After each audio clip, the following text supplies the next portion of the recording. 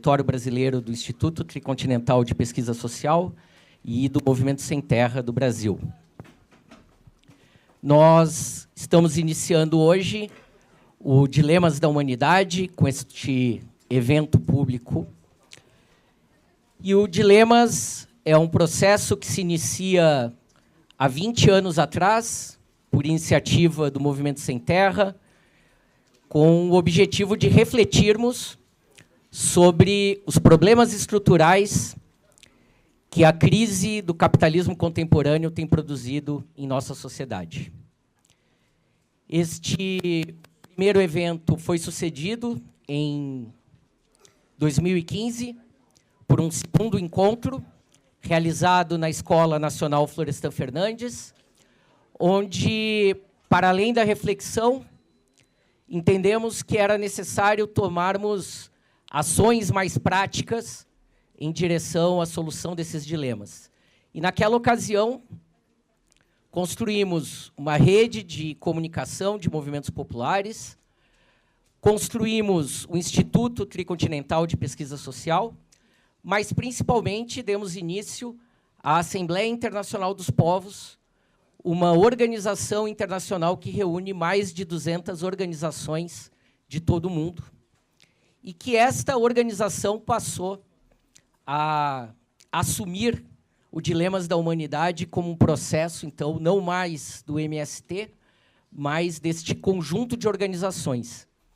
E, nesse espírito, há 2 anos atrás, realizamos mais uma conferência Dilemas da Humanidade, desta vez na África do Sul, então, em direção a construir bases para um programa de transformação dessa realidade. O evento que nós iniciamos hoje não é exatamente uma conferência, mas é uma espécie de derivado ou uma dedicação temática a esse tema. Ele surge a partir da necessidade de pensarmos mais especificamente as questões que dizem respeito à economia.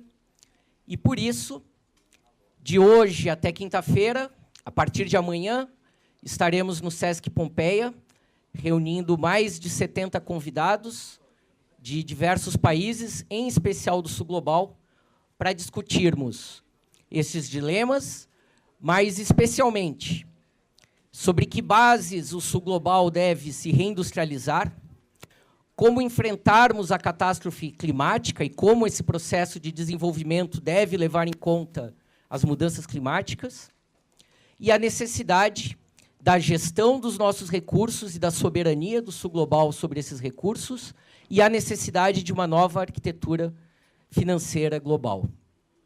Então, durante esse evento, nós teremos participantes de diversas escolas de pensamentos, dirigentes e ativistas de diversas organizações e países, mas, em comum, nós compartilhamos a ideia de que a economia diz respeito às pessoas, diz respeito aos seres humanos, não aos mercados, não aos bancos, não às corporações, não exclusivamente aos governos. Que a economia se destina à vida das pessoas e, no nosso caso, todos e todas que participamos, que a economia deve melhorar a vida das pessoas e não condená-las para garantir os lucros de bancos, corporações ou de determinados governos do Atlântico Norte. E, além disso, entendemos também, nos une, de que a economia é capaz de oferecer respostas mais corajosas, respostas mais estruturantes do que uma certa miséria intelectual com a qual nós temos convivido nesse tema, de que soluções paliativas, restritivas, etc., seriam suficientes. Ao contrário, como eu disse, o que define os eventos do Dilemas da Humanidade é a nossa convicção de que vivemos uma crise estrutural do capitalismo, estrutural porque o capitalismo não é capaz de solucionar os problemas que ele mesmo gerou. Então, esse será o espírito que guiará os nossos trabalhos por esses próximos dias. Então, novamente, tenhamos uma boa conferência, sejamos todos e todas bem-vindos, bem-vindas, e para coordenar os nossos trabalhos dessa noite, gostaria de convidar a nossa também anfitriã, professora Rosa, por favor.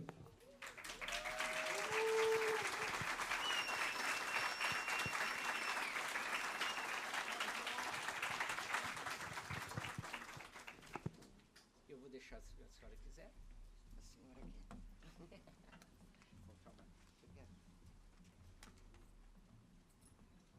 Boa noite a todos.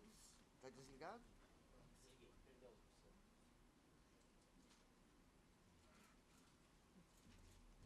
Achei. Boa noite a todos e a todas.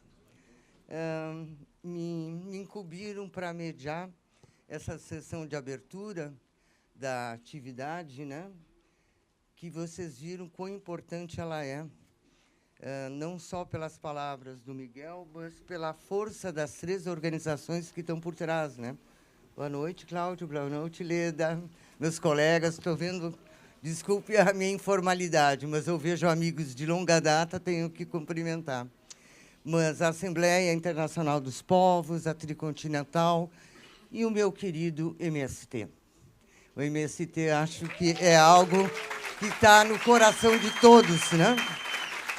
Que resistem a todos os momentos e a todos os governos.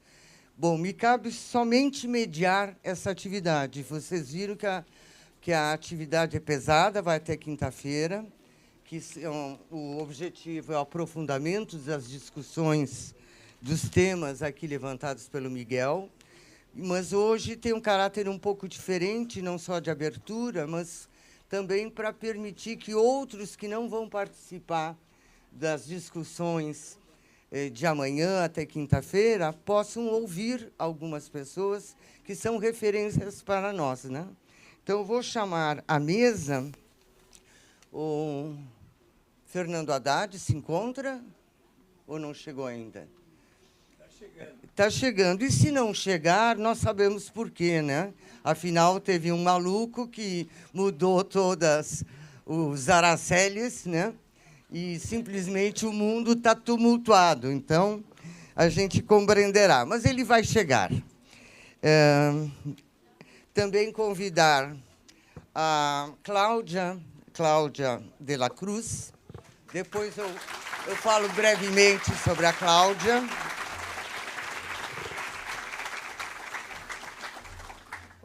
Onde você quiser. Tá?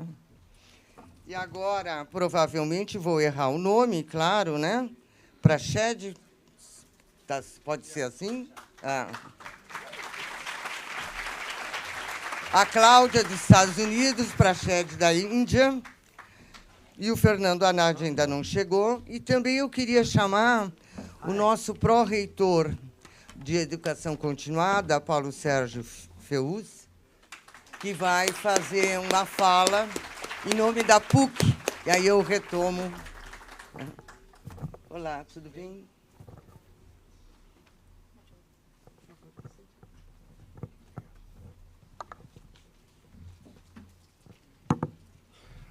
Boa noite a todos e todas.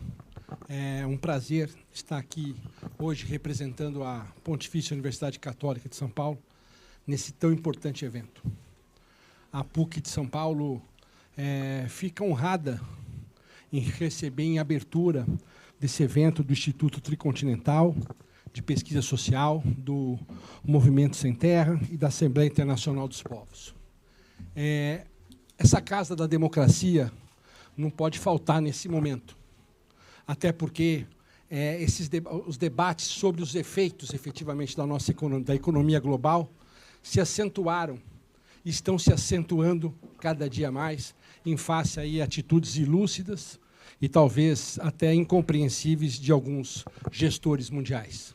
Então, em nome da reitoria dessa universidade, em nosso nome próprio, essa casa está sempre aberta a todos os movimentos que lutam pela democracia, não só no país, como também no mundo. Muito obrigado, desejo a todos um bom evento. Eu peço vênia, que eu vou ter que ir para uma sala de aula, mas desejo a todos aí um excelente evento. Muito obrigado.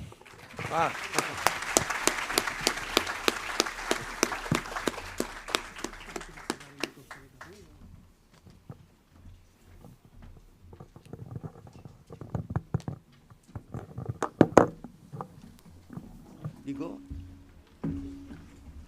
Bom, antes de eu apresentar os nossos palestrantes, eu sou Rosa Maria Marques, estou como coordenadora do mestrado em Economia Política da PUC São Paulo. Está dando eco, não está? O lado de cá diz que sim. Ele tem uma escolha, né? Esquerda ou direita? Vamos lá.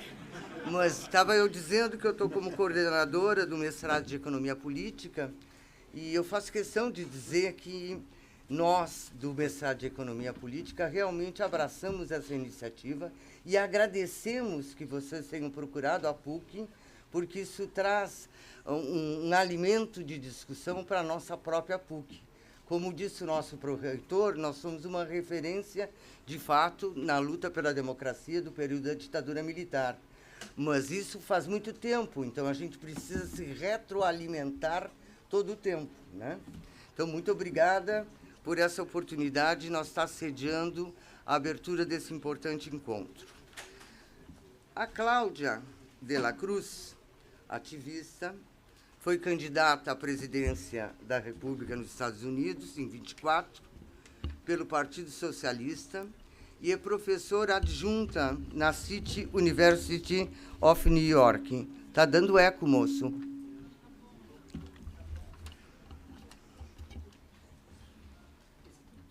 É diretora executiva da International Foundation for Community Organizing e cofundadora de People's Forum.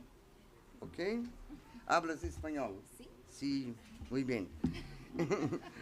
E o Prashad é historiador, jornalista e intelectual orgânico. É autor de 40 livros. Então, o moço já escreveu 40 livros, traduzidos em diversos países. Um dia eu quero chegar e escrever uns 5 livrinhos, já estaria bom. É diretor executivo do Instituto Tricontinental de Pesquisa Social e contribui com veículos de mídia pelo mundo inteiro, né? A organização da nossa atividade, a princípio, seriam 30 minutos para cada, ok? Talvez, se o Fernando não chegar, a gente pode aumentar um pouquinho a fala de vocês. Ele chegando, a gente dá uma restringida, né? Quem quer começar? É a Cláudia? Ou... No, Claudia. Claudia. I can start. You want to start? Better. Oh, para aí. I was asked to speak in English, so I'll speak in English. Although, for me, Spanish is the language of the heart. I want to share greetings from the working class people of the United States, those who have been on the street for the last 18 months in solidarity with the Palestinian people. I want to share greetings from the working class that has been taking the streets all across the United States against the capitalist billionaire agenda of the Trump administration, but who understands that it's not only Trump that is the problem, but the capitalist system as a whole. I want to share greetings from the students, the immigrants, the Black, brown, indigenous community that understands that if we don't struggle, we don't win. That is the community that understands that the only way that we fight U.S. empire and capitalism and win is through building international solidarity. I want to thank those who have convened us in this space, mostly because it is a very critical moment in history. We are living unprecedented times of challenges and opportunities. And I want to focus the time that I have, which I did not calculate 30 minutes, but just give me the mic and I'll speak. I will share, some of the opportunities that we see within the belly of the beast, what others call the U.S. empire. In this moment, why share that? Because this space of Dilemas of Humanities has been a space that has historically allowed us to exchange, to be in conversation with each other, not for the sake of just being in conversation, but for the sake of creating collaborations, for the sake of creating plans as a unified working class that we should be, a space that allows us to go back re-energized to do the work that we must do in our nation states. And so I'll share some of what's happening in the United States so that it also becomes a glimpse of hope in the midst of chaos. Because there is hope in the midst of chaos, I promise you. I want to share that in the United States, in the last 18 months, people have been chanting all across the country, Gaza will free us all. Gaza will free us all. And that has really sipped into the consciousness of a lot of young people who have dared to fight against a narrative that has told generations that the Palestinian people and the people in the Middle East are the ones that we should be afraid of. The people in the United States have come to the conclusion that the enemies of those of us in the United States are in the Pentagon, are in the White House, and are in Congress. That the same people that attack working class people every day are the same ones that are financing the bombing and the killing of babies in Palestine. These young people stood firmly in taking over their universities. These young people stood firmly in facing police repression, and they continue to do so. It is the United States, the people, that have taken over the streets in the past weekend to demand an end on the attacks on the immigrant community. People who understand that it is US imperialism and it is capitalism that accelerates a crisis all across the globe that forces people to migrate through war, through militarism, and through the extraction of resources. People have come to the conclusion that the economic and political system in which we live and operate is the biggest robbery, not only of the material necessities of our people, but also the biggest robbery of our dreams and aspirations as the working class. The people of the United States have come to the conclusion that Trump, you could all say boo, boo, boo. That Trump is not the disease. That Trump is a symptom. That Trump is a result of an economic and political system that is inherently undemocratic, that is inherently brutal, that is inherently vicious, and that seeks to destroy humanity and the planet. People have come to the conclusion that the overt taking over billionaires, I mean, in the United States, the people that are controlling the Department of Energy are the same people that are investing in oil companies, that are extracting resources. That's a huge contradiction. The person that is at the head of the Department of Education, which they want to abolish, is someone that actually benefits from the lack of education that our poor and working class communities could possibly have. These billionaires are looting federal funds. They seek to privatize Social Security. They seek to privatize more education and healthcare. And these are attacks that working class people are feeling, and so they're understanding the boomerang effects of imperialism. They're feeling the levels of crushing agony that for many decades, people in the global South have felt. And what we are doing as people in the United States is looking at the global South as people who want to learn how to resist, to learn how to organize, to work with and collaborate. And so why is it important for me to share this? Because these are the struggles that are never placed on the mainstream. These are the conflicts in the United States, the contradictions that exist in the United States that many people don't get to hear about or experience. And there is an echo chamber of a very small group of people that is not the majority, that gives the sense internationally that somehow the United States generally has become more backwards, more fascist, more white supremacist. And I'm here to tell you that that is a very small group of people. That the majority of people in the United States are not in favor of the Trump administration. In fact, 58% of Americans believe that capitalism in general does no good to them as a people. 64% of young people under the age of 34 stand against the genocide in Palestine. And you would not know that if you were to turn any mainstream news. And so I'm here to say and share that there's an entire world of people within the United States that understand that our livelihood and survival are tied to the international working class, and is committed to advancing conversations and advancing plans of building a better society.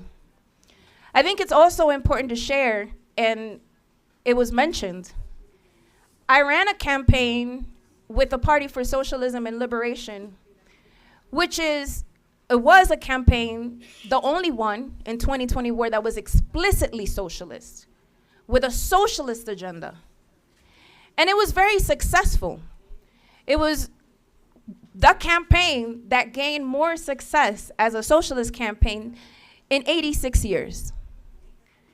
And that's huge. I share that because people want to make us believe that somehow when we talk about socialism, we're talking about a French idea, something that is, reserved for the margins. And the reality is that people want something that is an alternative, that is a real opposition to the economic and political system that continues to make their lives miserable. For a long time, I was born in the Bronx, the South Bronx to be specific. It's a favela here in Brazil. It's a working class, poor community.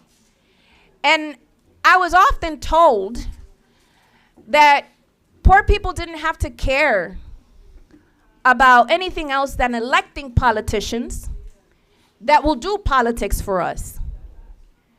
They said, you don't have to worry about learning about the economy, because guess what? Those who have political and economic power are the ones to make economic decisions for you. And during the campaign, I learned that the narrative that we've been always told, that poor and working class people are apathetic, is completely wrong. Poor and working class people are not apathetic to politics. They talk politics every day. Every day. The politics that our people, working class people, and I will dare say globally, are interested in are the type of politics that allow them a space to make decisions. That's called popular democracy. That allows them to be at the front and center of the discussion and decision-making process. The type of economy that our people are interested in and are wanting to be engaged in is an economy that's democratized. An economy that allows our working class people to decide whether they are going to invest $1 trillion on a military industrial complex, or they are going to invest $1 trillion in education, in housing, in food, in creating more infrastructure. So our people are not apathetic to politics and the economies. They are apathetic to bourgeois politics and economy. They're apathetic to a capitalist system that tells them that they don't need to think and they don't need to be active. And that is something that was reaffirmed during that campaign, when we met with many different people across the United States in over 64 cities. And these cities were not these swing states, which in US politics, swing states are the important ones. We met with people in Idaho, in Iowa, in places that neither Democrats or Republicans would go to. But you know who went there? The socialists went there and engaged in conversations with people politically about the ways in which we are conditioned to think about ourselves and devalue the possibility of us contributing to creating a plan for humanity and the planet. Because ultimately, that is what a socialist system should do.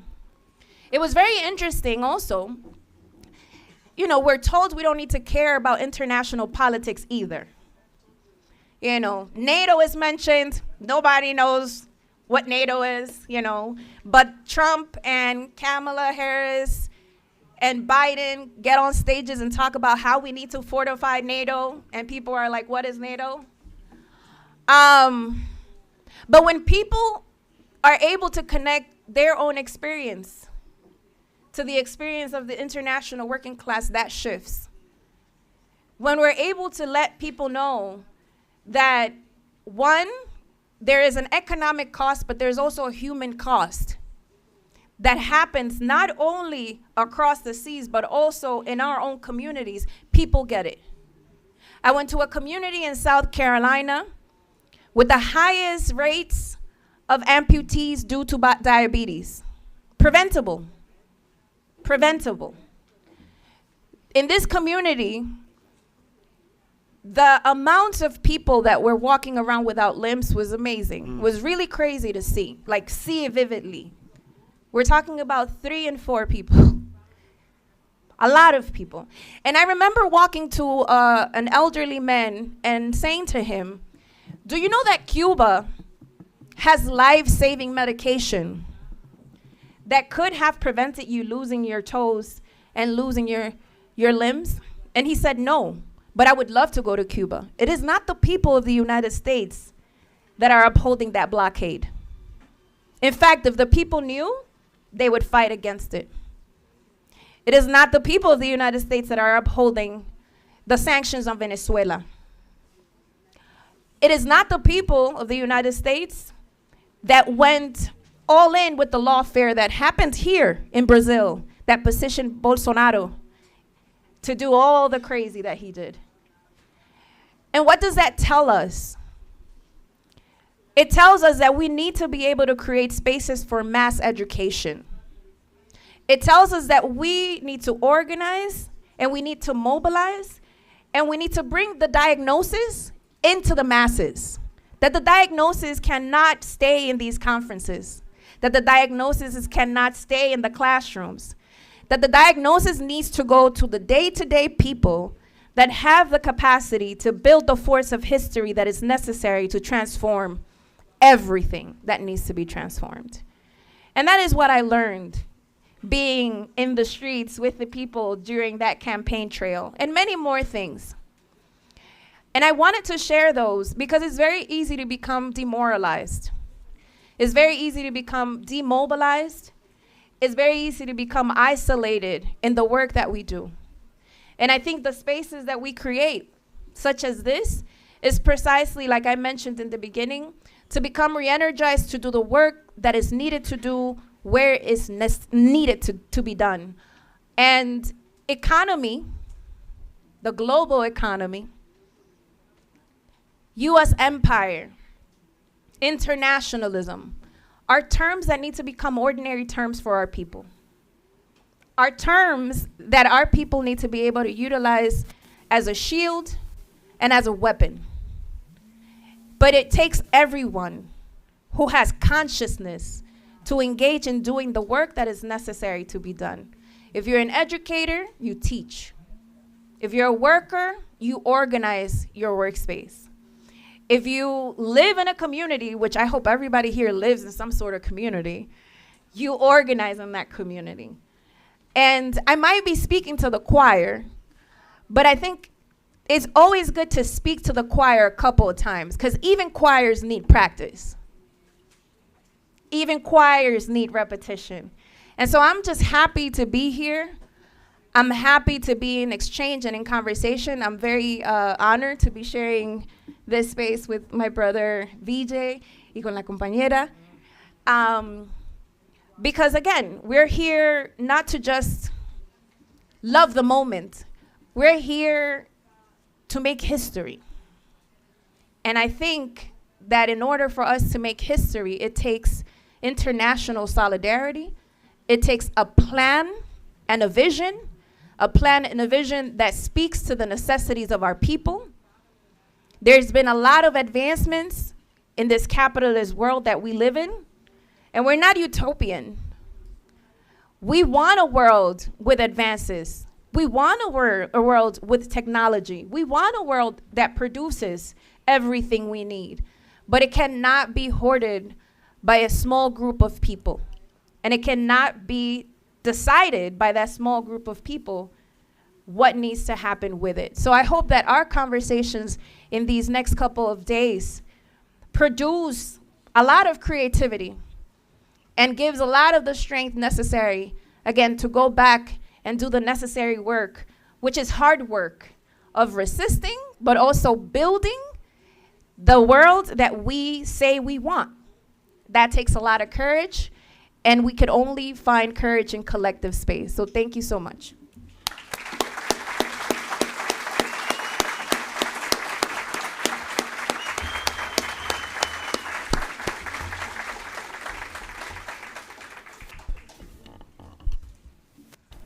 Obrigada, Cláudia. Tá ligado? Tá. Obrigada, Cláudia. Antes de eu passar a palavra para você, queria registrar a presença do Eduardo Suplicy, sempre nossa referência, né?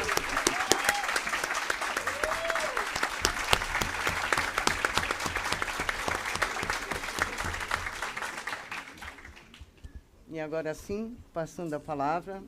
Okay. Vontade. Let me see if I get this right. Eu queria poder falar em português. Pero no. Desculpa. It's great to be here. It's great to be with Claudia. It's great to be in this room with so many familiar faces.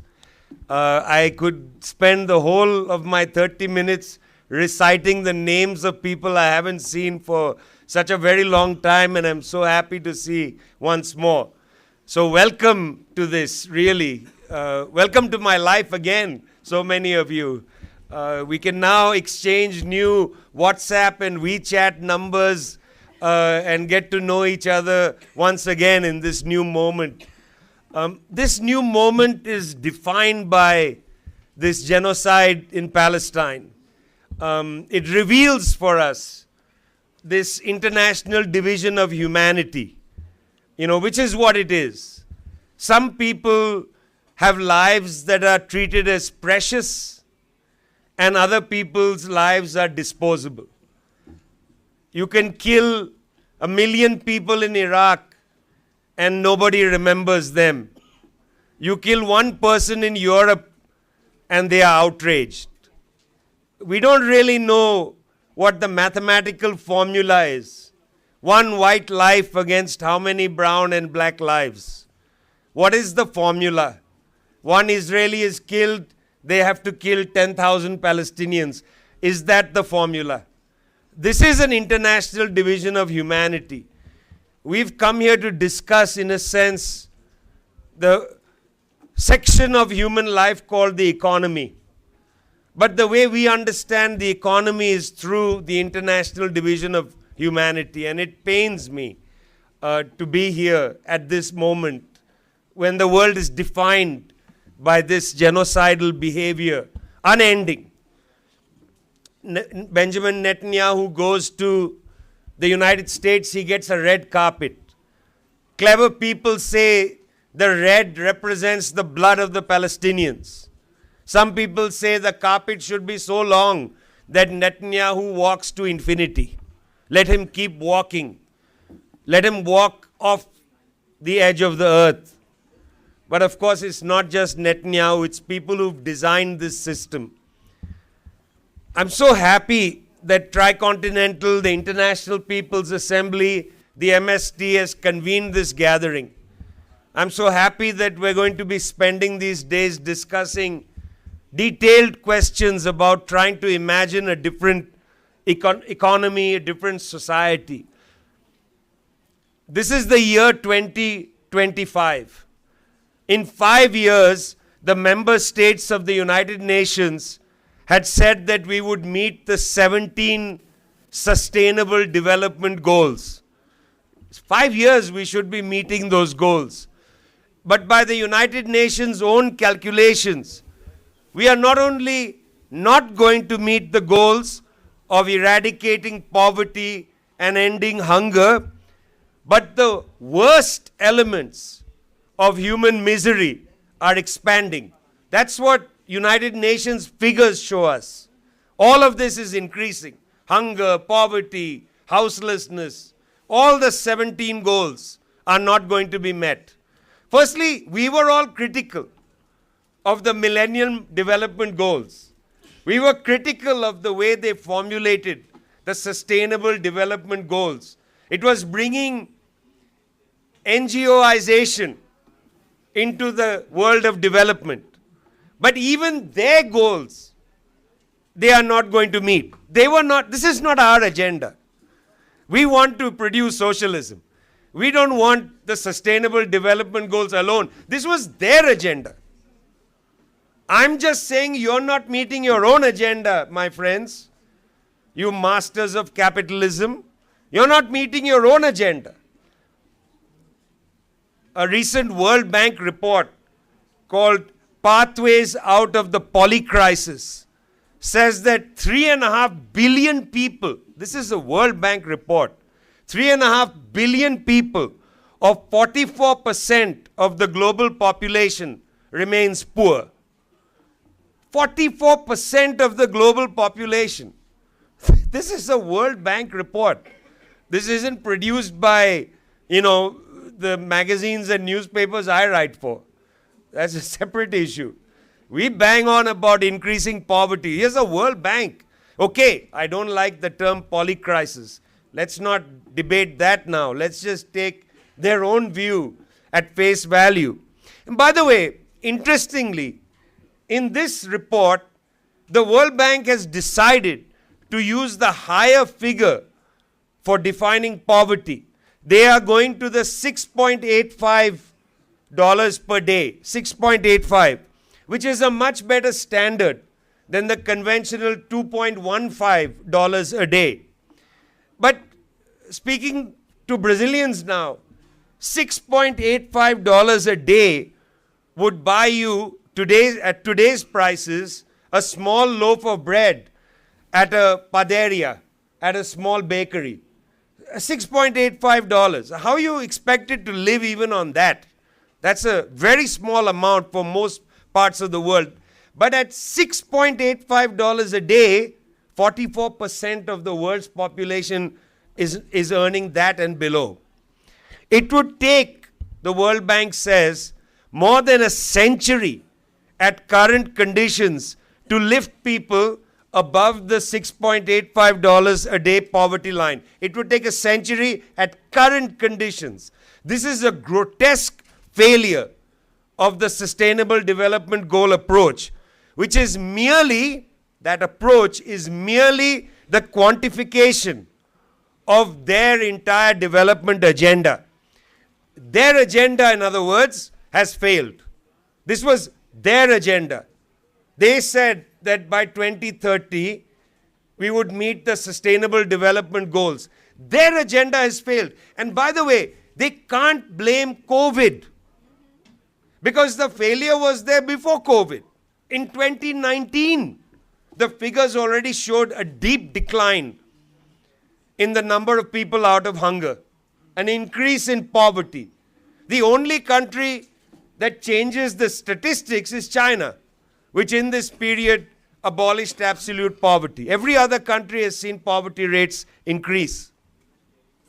In November this year, in Doha, Qatar, many of the world leaders will gather for the Second World Summit for Social Development. By the way, how many of you have heard that the Second World Summit for Social Development will take place this year in November in Doha, Qatar? How many of you? Please show me your hands.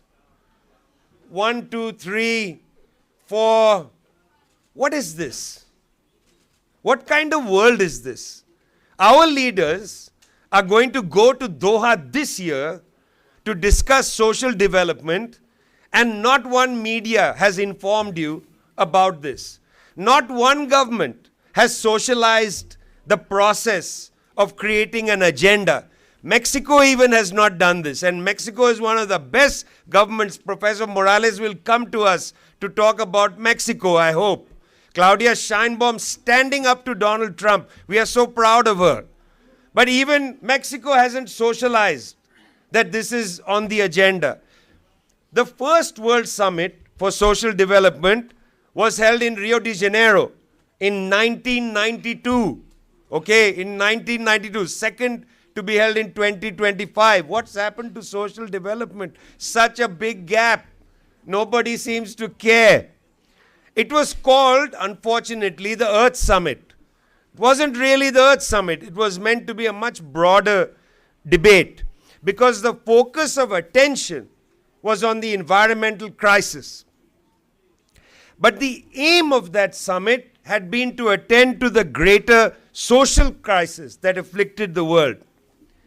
At that conference, with the Soviet Union just having collapsed, the agenda was narrowed. And nobody, apart from our dear Fidel Castro, seemed able to talk about the larger issues. Castro, in his very short time at the summit, very small, I have more time today than Brother Castro had at Rio. But in that short time, his speech is incredible. If you haven't heard or read Fidel Castro's Rio speech from 1992, I highly recommend it. It's a master class in speech making to the bourgeoisie. It is a master class. I highly recommend it. At that conference, Castro said, make human life more rational. Adopt a just international economic order. Use science to achieve sustainable development without pollution. Pay the ecological debt. Eradicate hunger and not humanity. Such a beautiful and simple formulation. Eradicate hunger and not humanity. Donald Trump, eradicate hunger, not humanity. Such a simple and elegant formulation. He received a standing ovation, as he often did. In their hearts, even the most hardened world leaders agreed with the values articulated by Castro. But they had other commitments.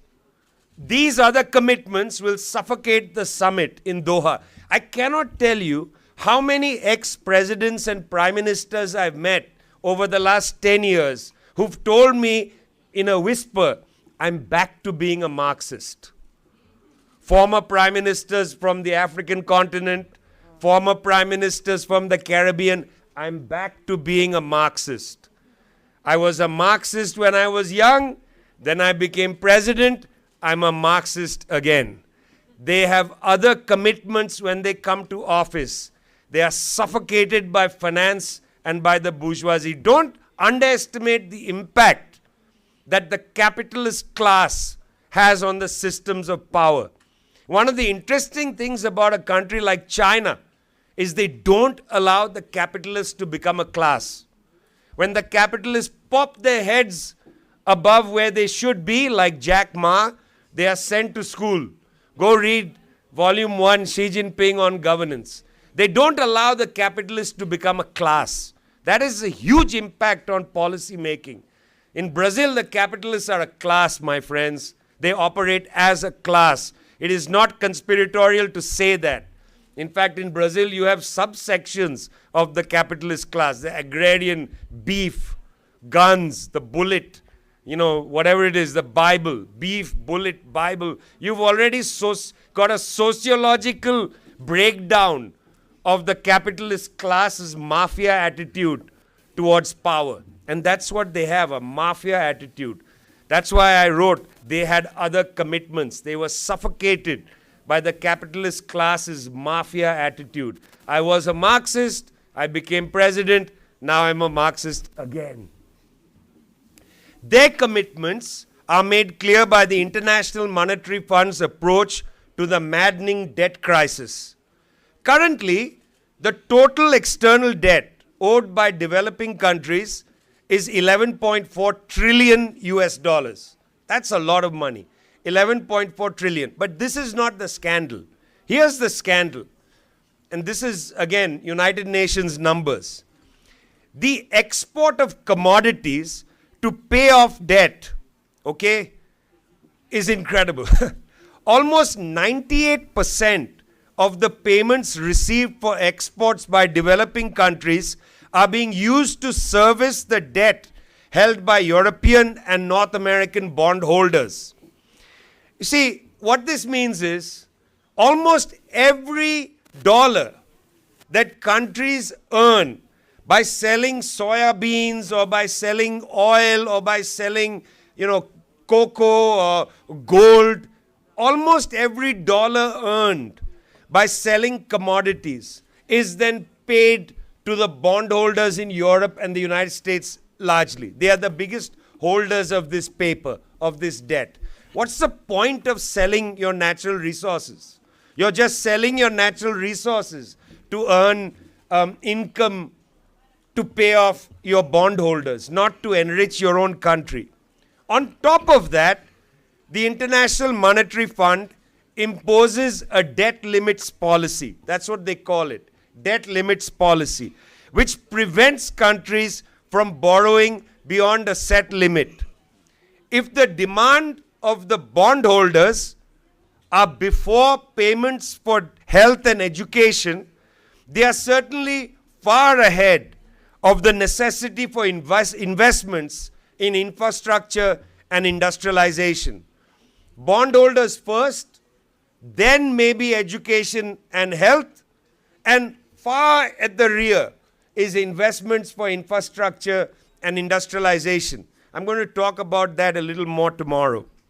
There is no exit for the developing countries from the catastrophe of capitalist exploitation and the grotesque geography of poverty and humiliation. Don't forget, with poverty comes humiliation. If people are not able to surmount their material conditions, they cannot live in dignity. You can't believe in abstract bourgeois rights. Everybody is equal, everybody is dignified. It's not true. It's not true. If you make people live without the basic needs, their dignity is stripped from them. Abstract bourgeois rights, human rights mean nothing. If human rights organizations are not fighting to end poverty, then they are making a mockery of the concept of human, forget of rights. The draft political declaration being circulated for the Second World Summit for Social Development states that it will uphold the three core themes from the Copenhagen Declaration on Social Development of 1995. By the way, there is a draft declaration being circulated, which I don't know if anybody has read. You can see it on the internet. It's very hard to find. It's very hard to find. They say they are going to uphold the three core themes. What are the three core themes? Number one, poverty eradication. Good. Number two, full and productive employment. Very good. Number three, social integration and decent work. Excellent. I agree with all three. Okay, for poverty eradication, the draft says that there is a need to upscale investment in social protection and strengthen financing for social development. Excellent. I agree. For productive employment, the drafters write that countries must increase industrialization and invest in skills, namely education. I agree. Maybe they don't say anything about humanities education. Add that in. I agree. Let's increase industrialization. Let's increase upskilling. For social integration, the drafters say the charge is to reduce inequalities and to create an enabling environment for a decent life. I agree. All of this is fabulous. But there is one theme here that is unaddressed. Where will the money come from? They just don't mention it. They say we must finance this, we must. I agree with everything in this document. Okay, it's what did we call these things? This is not a final statement, it's moving towards the proper socialist agenda. But I'm not going to quibble with it. I agree. Where is the money going to come from? Well, I suspect they will say borrow from the same bondholders who have a gun to the head of the developing countries. I agree. I suppose that's what they'd say.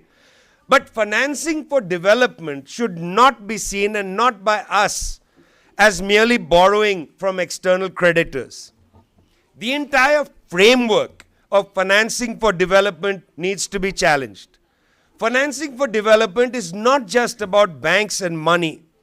It is largely about planning for the utilization of national resources, including land and labor. That plan must include the sovereignty of a country over its resources, not the surrender of these resources to multinational corporations who leech the value overseas by such practices as low royalty rates and transfer pricing arrangements. So many countries, whether it is Zambia or it is Chile, so many countries basically hand over their resources to multinational corporations. They don't control them. They hand over labor to foreign companies. They have very little ability to bring that money into their own coffers. These firms have sovereignty, while most countries only have flags and national anthems. And that's the reason why so many of these populist politicians talk about making their nation great, putting the flag up, singing the national anthem loudly, as if singing it at a higher decibel is going to increase our national sovereignty. A plan for development must articulate how best to marshal these resources for the people's gain. For instance, such a plan should include, and I have 7 ideas. Okay, number 1, a ban on the export of unprocessed raw materials, such as being done by Indonesia, of all countries, over nickel. Hardly a left-wing government, hardly. But Indonesia has said our nickel will be processed at home. Why can't all governments say that? A ban on the export of unprocessed raw materials. Second, a ban on transfer pricing, a profit-shifting activity of multinational corporations that allows them to refuse to pay taxes and to pay low royalties. I've been to the border between the Democratic Republic of Congo and Uganda. There is no octroi duty. Trucks just go back and forth, stealing the raw materials from the Congo, and the Congo gets nothing for them. The people get nothing. The government gets nothing. The sovereignty of the country has been completely eclipsed by multinational corporations who are advantaged by the leeching of this money. The biggest terrorists are the accounting firms. These are really dangerous companies, PricewaterhouseCoopers and so on. They are the ones who steal the most money by this transfer pricing, or what we call transfer mispricing, something most people have no idea about because our systems of media and education don't teach people enough about how their own wealth is being stolen from them. Number 3, adopt strict capital controls and seize assets held in illicit tax havens. My friends, even the bourgeois press calls them illicit or illegal tax havens. If everybody agrees that they are illicit and illegal, why do we permit them to exist? And it's so easy for countries to go and invade people. Yeah, they go invade and destroy Libya. Nobody is invading the tax havens. When are we going to invade Liechtenstein? I just want to send the tanks in there. There's island nations that are tax havens. When are we going to invade them? The amount of our money held there is unbelievable. We tried to do a calculation. It is virtually impossible to do an accurate calculation of the amount of money held in illicit tax havens. And capital control, such an easy policy. Malaysia did it. So China thrives by control over capital. Thrives. If you try to break those laws, you're in jail. It's not the petty thief from the favela who goes to jail. It's the guy who tries to break the capital controls. In countries like Brazil, you celebrate them. They are celebrities on Globo. They are celebrated as entrepreneurs. They are breaking every single financial regulation, and you allow them to do advertisements for young people. Become like this crook. You'll be an entrepreneur just like this crook. What has happened to our values? Forget our economic policy. Number 4, adopt ceilings on the interest rate that commercial and multilateral lenders charge developing countries. So easy to do. Adopt ceilings. Exercise your power. Countries don't exercise their power. And regulate interest rates that domestic banks charge for such things as housing loans. Governments allow banks to charge whatever they want for housing loans. They're unregulated sector in most developing countries. Should be fundamentally regulated. We need more popular housing and less money made by speculators on real estate. 5, implement tight regulation for pension funds so that the savings of the people are not used recklessly for financial speculation, and gradually create public sector pension funds. I've never understood why pension funds are privatized. Never understood this. These are the people's savings. I've never understood the need to privatize this and to use it in the casino financial sector. Never understood this. This is the people's savings. So many countries, these savings vanish because of losses in the casino. So many countries. It's ridiculous. It's the people's guaranteed savings. And then the government has to come and top up the private sector losses so that the people don't suffer from no pension payments. Number 6, and this is something Mexico has done and pioneered, create a remittance bank to convert income that comes in for consumption from external workers. So many countries, the Philippines, Mexico, Bangladesh, Nepal, the remittance money coming in from external working class, people going abroad and working, is much higher than the foreign direct investment. But remittances goes directly into consumption. You create a remittance bank. You can convert the remittance money into capital. You can provide a way for people through credit cards and so on to get money for consumption, but also build capital out of it for industrial development. And 7, create conditions for foreign direct investment. Why allow them to come in without conditions? Such as reinvestment of profit in the country where they operate, hiring and training domestic labor force, transferring technology, using their expertise to develop the value chain within the country and build infrastructure. Why not? We learned this from the Chinese. China skipped dependency, broke dependency. We never thought any developing country would be able to break the dependency crisis, right? Development is the development of underdevelopment, said Ande Gunter Frank. What happened in China? Then Gunter Frank writes reorient.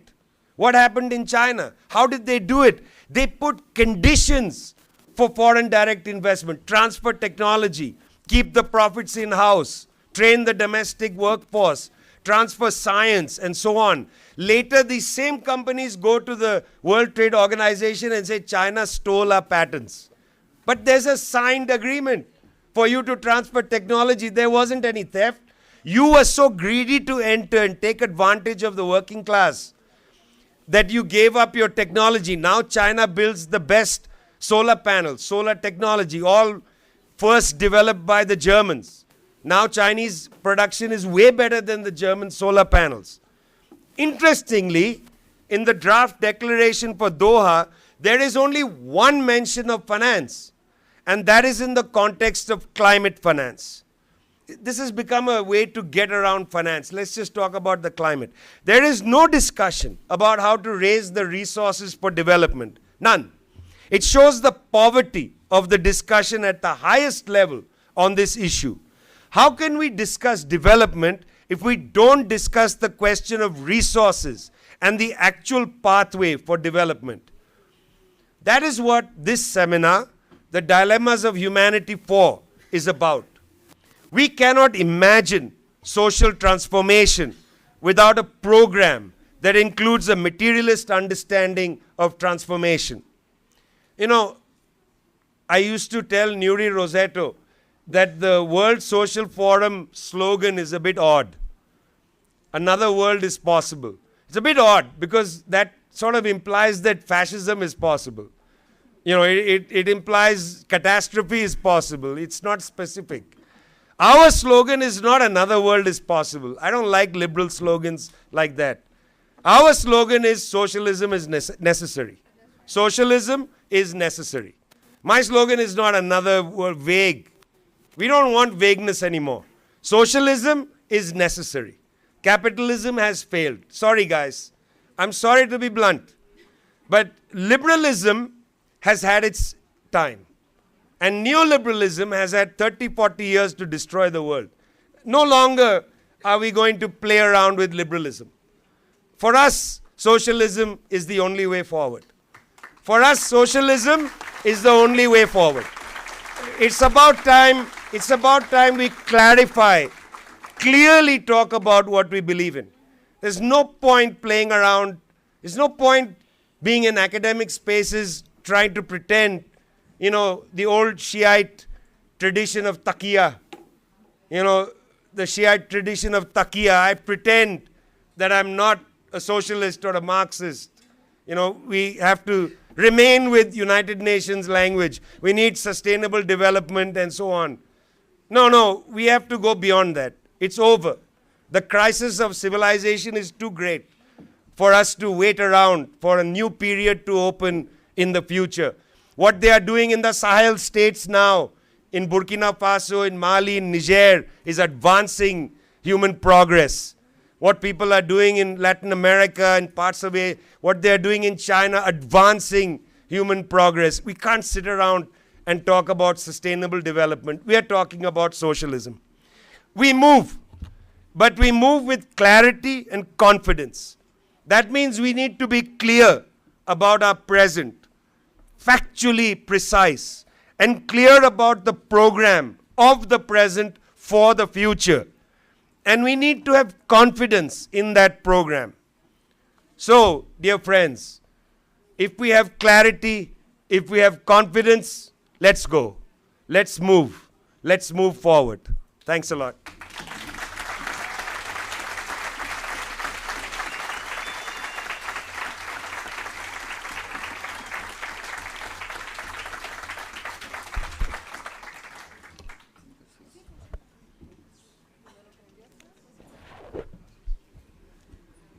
Bom, deu para ter uma ideia do que vão ser as discussões de amanhã até quinta-feira, né? De um lado, tivemos uma conferência da Cláudia, trazendo um sopro de esperança, mostrando que não é tão tranquilo assim o governo Trump, quando a gente viu que as massas se colocaram nas principais capitais, né, do país.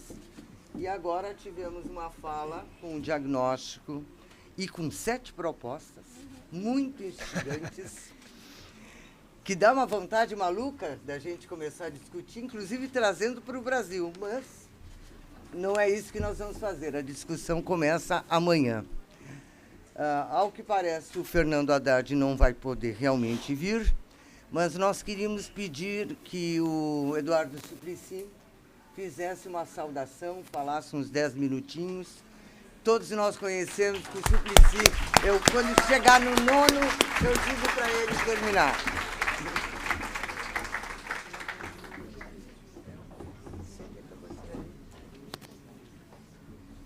Como está?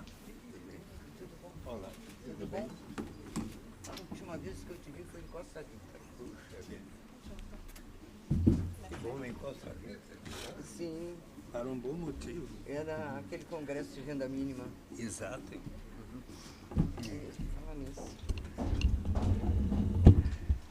Minhas queridas, meus queridos, eu estava em Cajamar, assistindo uma palestra do presidente Lula, do Fernando Haddad, e vim para cá para chegar às 7 horas. Ele teria chegado, imagino, porque veio de helicóptero. Quer dizer, o presidente saiu de lá de helicóptero, imaginei, vou chegar atrasado, mas cheguei antes dele. Acabei de receber, conversei com ele agora pelo WhatsApp, perguntando se daria para ele ver. Ele disse que não dá para vir hoje, mas que pretende vir amanhã. Ah, ótimo. Então,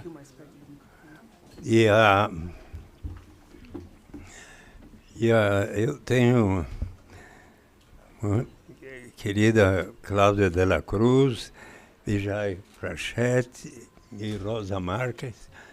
Uma satisfação vir aqui. Eu quero lhes confessar, eu vim aqui para saber em que medida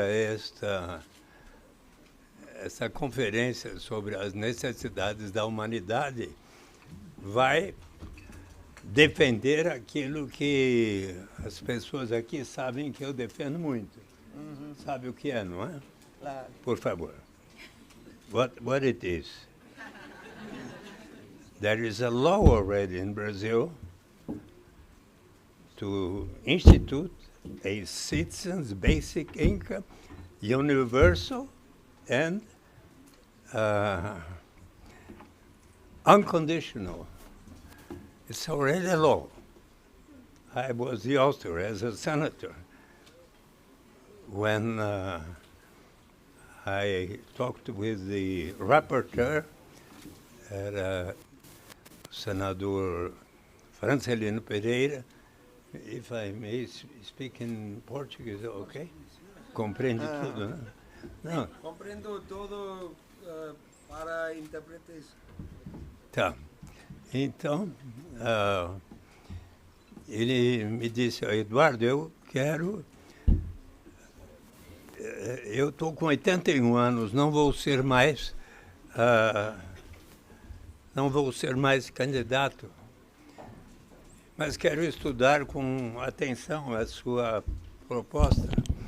E eis que então eu dei a ele meu livro que tinha acabado de sair, Renda de Cidadania, a Saída pela Porta. Tinha sido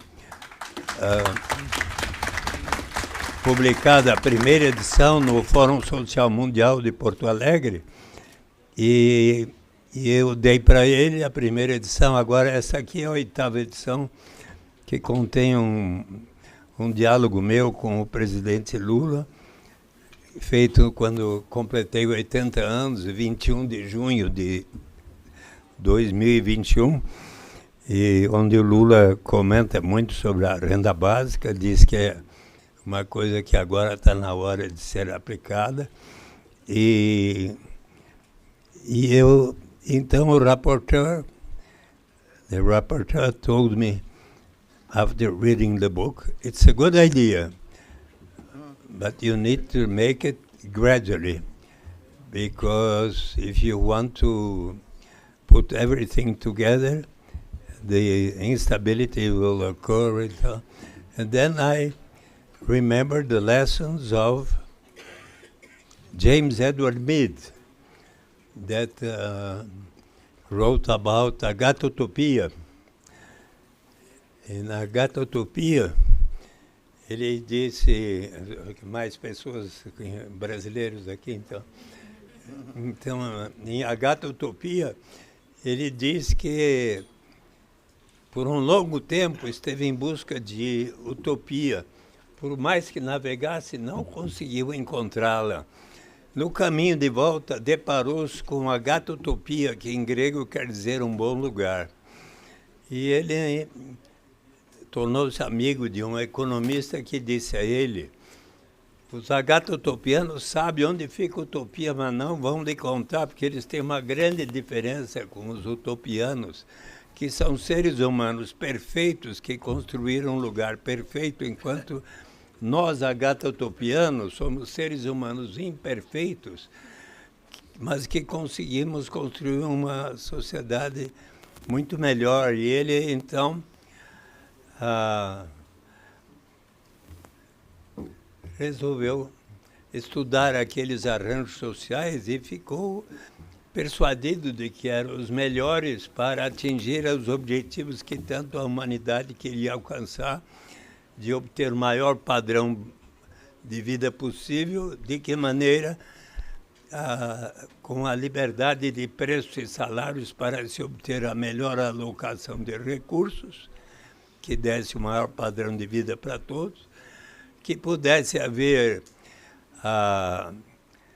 cotas de participação nos resultados, uma boa relação entre empresários e trabalhadores, com os trabalhadores recebendo cotas de participação nos resultados de seu trabalho.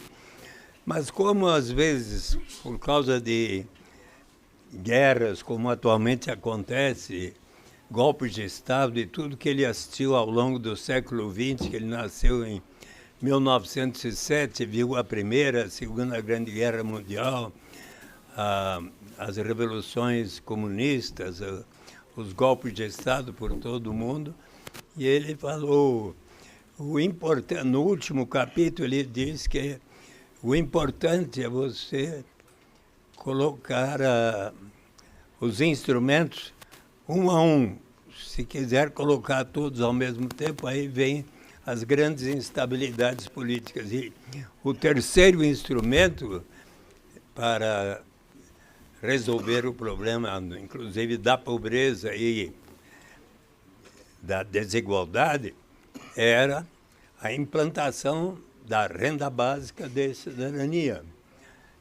Aqui na PUC, eu não conheço tão bem tudo que você ensina, mas tem uma pessoa aqui que é seu colega, economista, o Ladislau Dobor, que aqui se encontra, que ele é um parceiro meu na luta pela renda básica universal.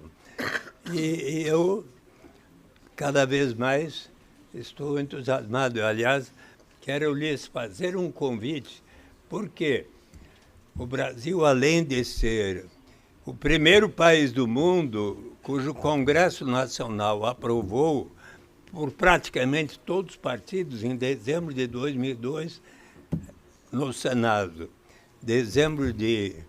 novembro de 2003 na Câmara dos Deputados, todos os partidos votaram, só algum ou outro pediu para se abster e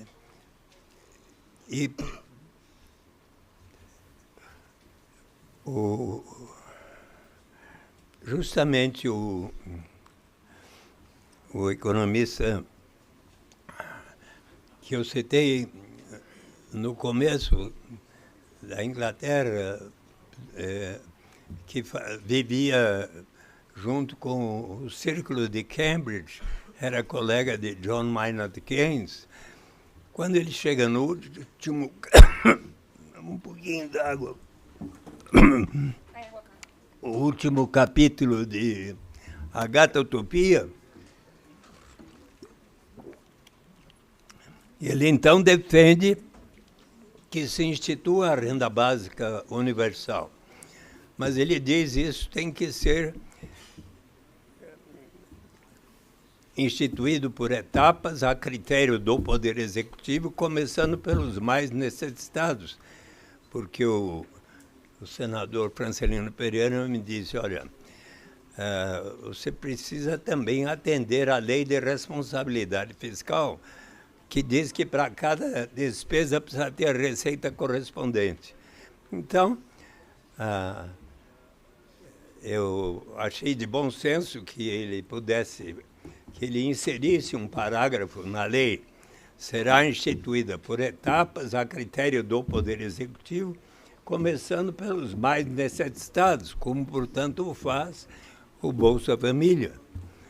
Certo dia, um extraordinário professor de vocês, também da USP, o querido professor Paul Singer, fez comigo uma palestra lá na Secretaria da Receita Federal para umas 600 pessoas presentes, muitos da Secretaria da Receita e estudantes da rede pública. E ele disse, depois de ter falado da história da economia solidária das cooperativas no mundo e no Brasil, ele então disse, olha, vocês agora vão ouvir o professor e senador Eduardo Suplicy, que vai lhes falar da renda básica de cidadania. Quando ela foi aprovada como lei, ele presente na cerimônia, ele disse, eu estava certo que o presidente Lula iria constituir um grupo de trabalho para estudar como será a transição do Bolsa Família até a renda básica universal. Quando ele falou isso, eu falei, que boa ideia. E escrevi para a presidenta Dilma 34 cartas, uma assinada pelos 81 senadores, fazendo a sugestão. Mas ela só conseguiu me receber quando já estava no Palácio da Alvorada, aguardando a decisão do Senado, que infelizmente atirou, e eu teria votado contra se fosse ainda senador.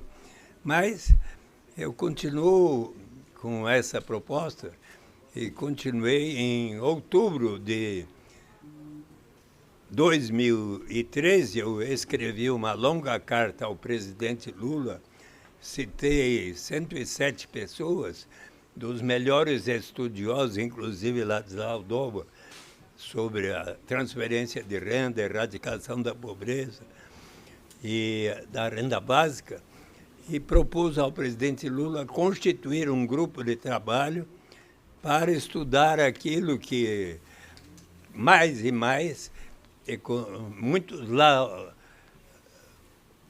economistas laureados com o Prêmio Nobel de Economia, além de James Tobin, Paul Samuelson, John Kenneth Galbraith e tantos outros, que defendem, mas além disso, os membros da BIAN, Basic Income Earth Network, como Felipe Van Pares e Guy Standing e outros.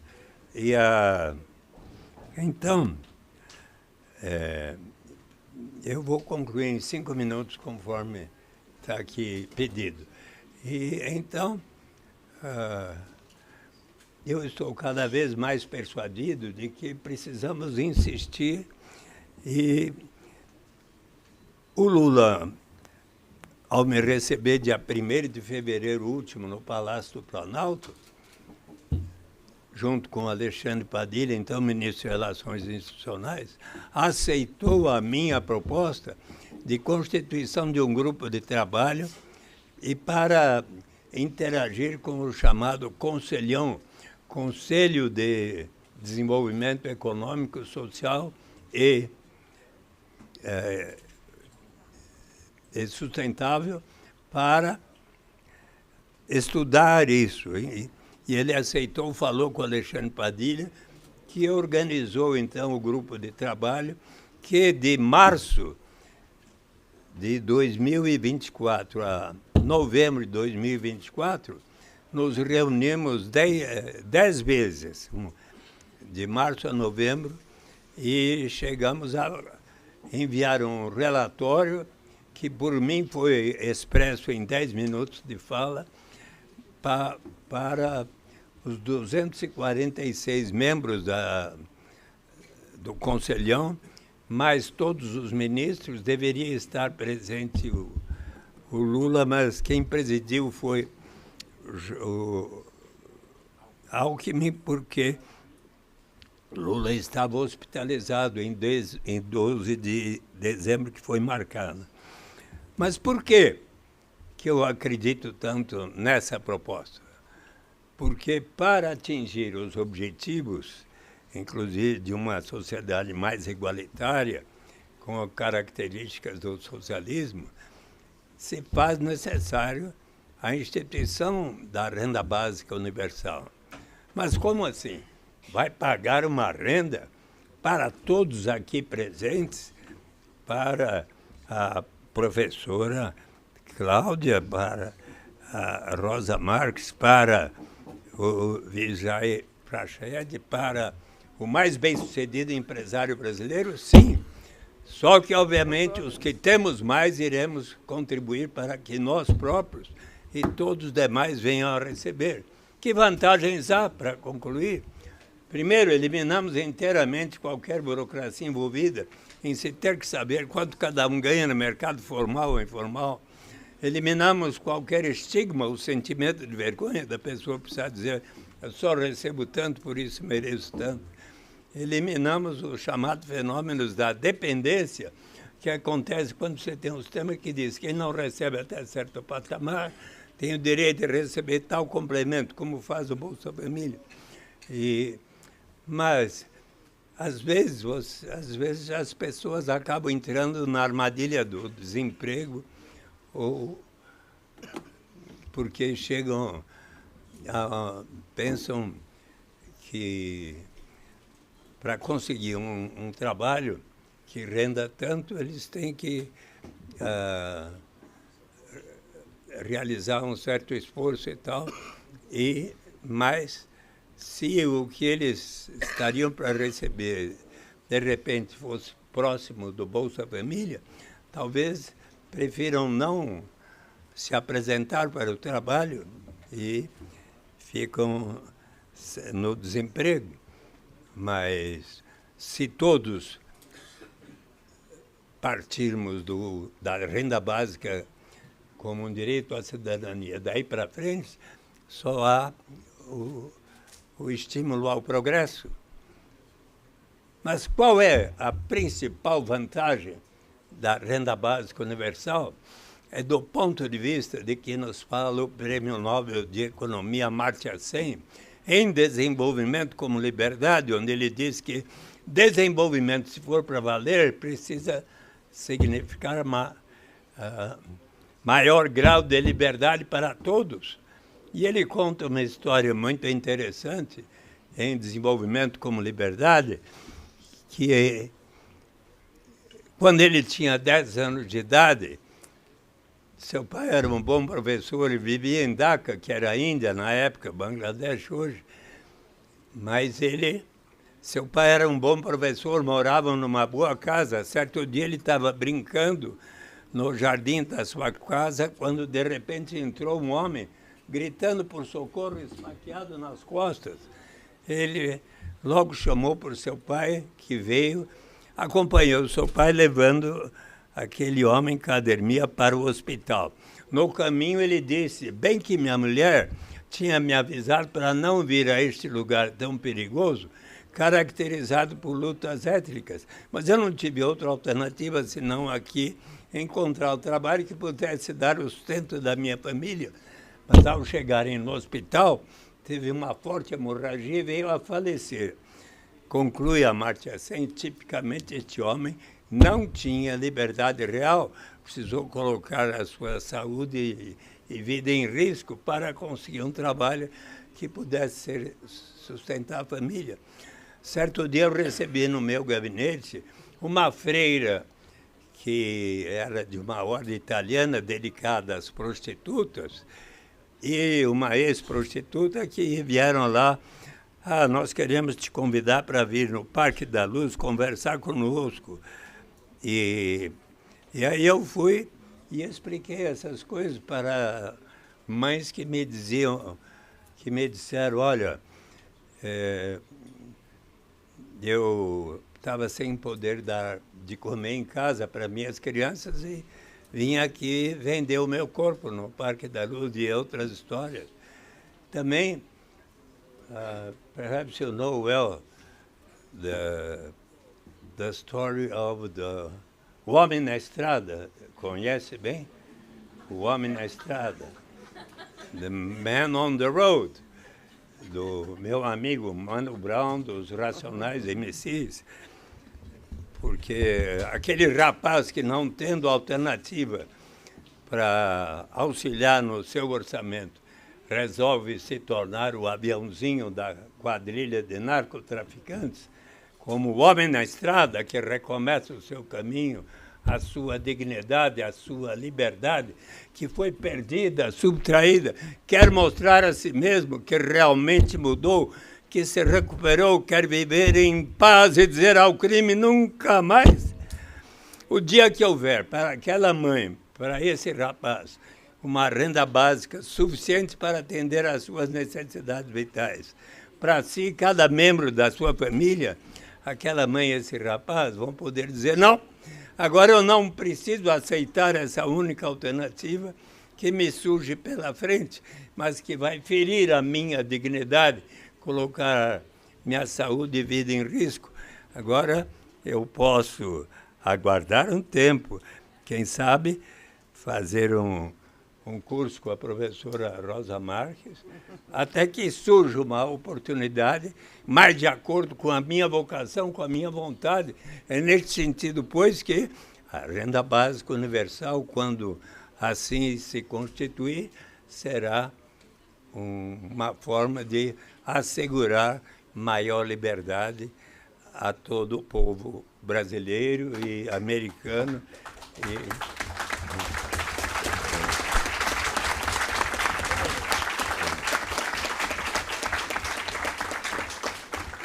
Olha, posso deixar para a PUC um presente? 3 livros meus. Ok. Renda de Cidadania, Saída pela Porta, com o prefácio da conversa com Lula. Um Jeito de Fazer Política, escrito com a Mônica Dallari, que é uma jornalista que ajudou-me a escrever. E também o livro da maior autoridade sobre esse tema, que é o professor Philippe Van Pares e Yannick van der Borg, nesse livro que tem o meu prefácio, Renda Básica, uma proposta radical para uma sociedade livre e economia sã. Então, eu vou escrever um dedicatório aqui para professores e alunos da PUC, e então você administra o que vai ser. Mas tem um convite, na última semana de agosto, dia 25 a 29, vai haver em Niterói, Maricá, a realização do 24º Congresso Internacional da BIAN, Basic Income Earth Network, com a presença de Philippe Van Pares, Guy Stenning e tantos outros maiores especialistas, e escolheram o Brasil e Maricá porque lá está havendo um exemplo da aplicação da renda básica. Já quase metade da população, que são os 200 mil, 93 mil pessoas estão recebendo em moeda social mombuca, uma mombuca igual a R$1, R$230 por mês. Então, é uma experiência que causou vontade em todos os países de conhecerem de perto. Então, e vocês todos são convidados, se quiserem. Está aqui o Leandro Ferreira, foi embora, que é presidente da Rede Brasileira da Renda Básica. Basta acessar o site da BIAN ou da Rede Brasileira da Renda Básica para se inscreverem.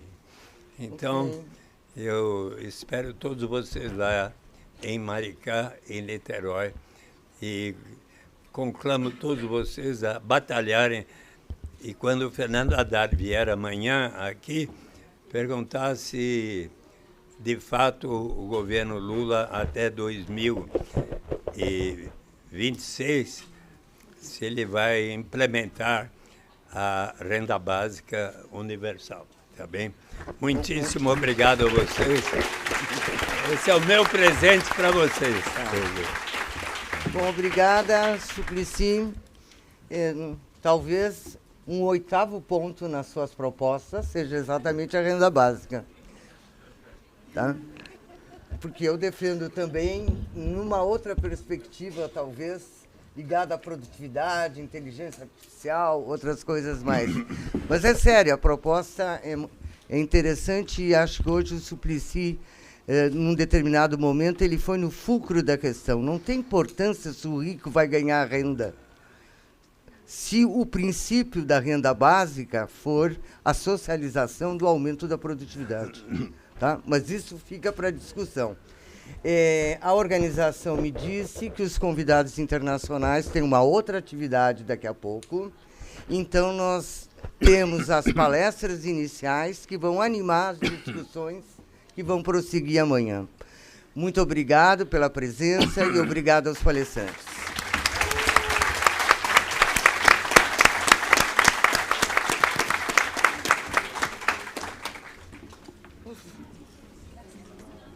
De nada. Thank you very much.